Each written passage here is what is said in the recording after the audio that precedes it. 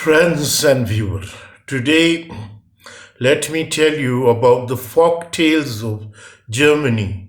This is a German folk tales. The name of this folk tales is The Wolf and the Seven Little Kids. The wolf is often most considered as a valiant animal in a beast tales. He frequently victimizes sheep and who are held in contempt among the old storytellers.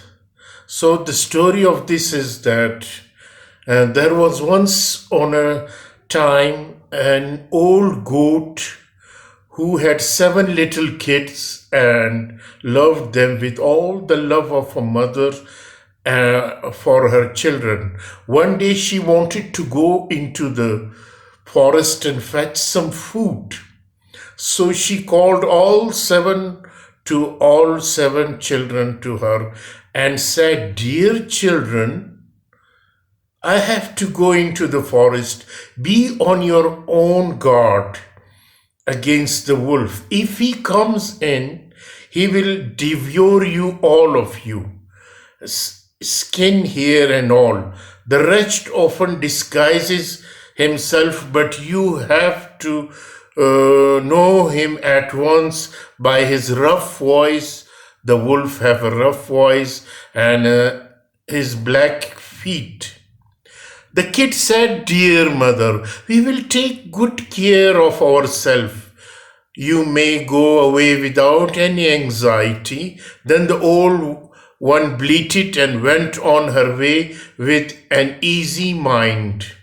It was not long before someone knocked at the house door and cried, "Open the door, children. Your mother is here and has brought something back with her for each of you." But the little kids knew that was the wolf by the rough voice. "We will not open the door," cried they. "Thou art not our mother. She has a soft, pleasant voice, but your voice is rough. You are the wolf." Then the wolf went away to a shopkeeper and bought a great lump of chalk, ate this and made his voice soft with it. Then he came back, knocked at the door of the house and cried, "Open the door, dear children. Your mother is here and has brought something back with her on for you, each of you." But the wolf had laid his black paws against the window and said, the children saw them and cried, "We will not open the door. Our mother has not black feet like the wolf. Our mother has not, but the wolf had laid his black paw, so your feet is not black and my mother feet was white." He ran to the miller and said, "Strew some white meal over my feet for me." The miller thought to himself, "The wolf wants to deceive someone," and refused. But the wolf said, "If thou wilt not do it, I will devour thee." Then the miller was afraid and made his paw white for him. Truly, men are like that.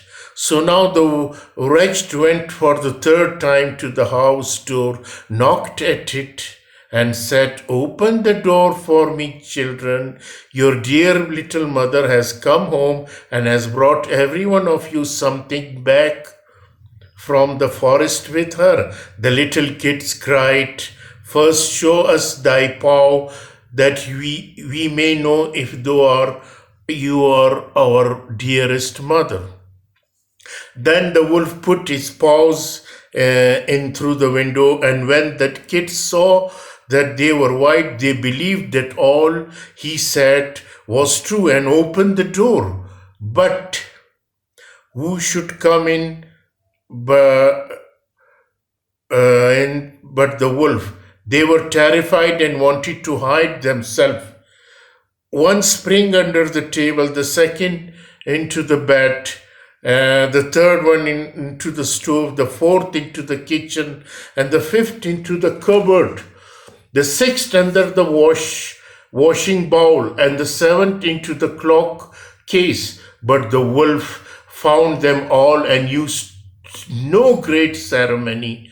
One after the other, he swallowed them down his throat. The youngest in the clock case was the only one he did not find.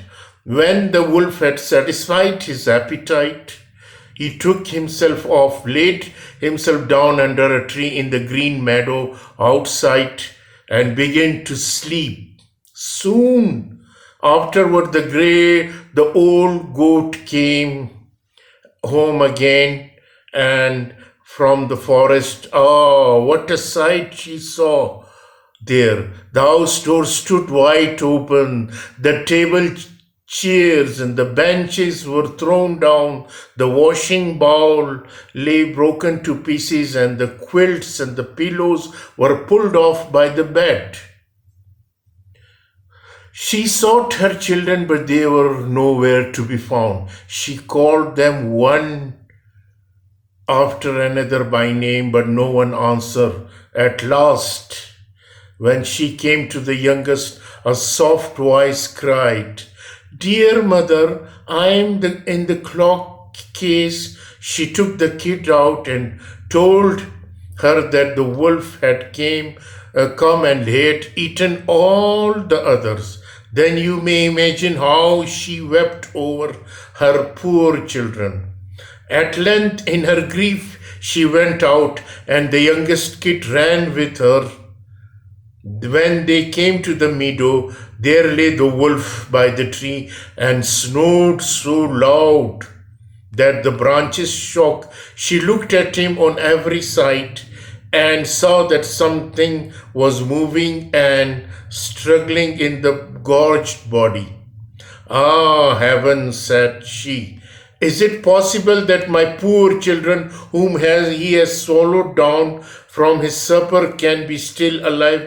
Then the kid had to run home, fetch scissors and needle and thread, and go to cut open the monster's stomach. And hardly had she made one cut with one little kid thirsted out, and when she had cut further, all six sprang out, one after another, and were all still alive and had suffered no injury whatever.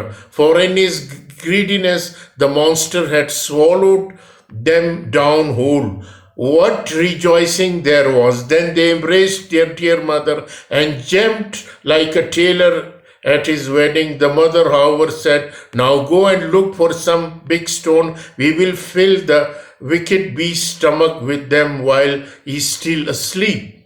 Then the seven kids dragged the stone tighter, and all speed put as many of them into his stomach as they could get in, and the mother sewed them again in the greatest haste, so that he was not aware of anything and never once stirred. When the wolf at length had his sleep out, he got on his leg, and as the stone in his stomach made him very thirsty, he wanted to go to a well to drink. But when he began to walk, to move about, the stone in his stomach knocked against each other, rattled.